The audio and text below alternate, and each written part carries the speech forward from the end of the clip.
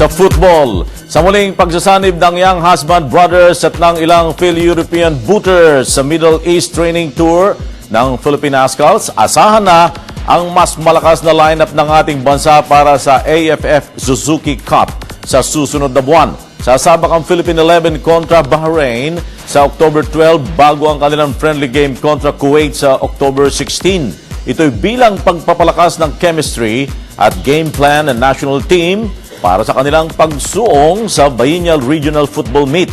Sa 26 na players na ipinatawag ni Coach Michael Weiss para sa Middle East encampment, halos lahat ay nasa Bahrain na ngayon.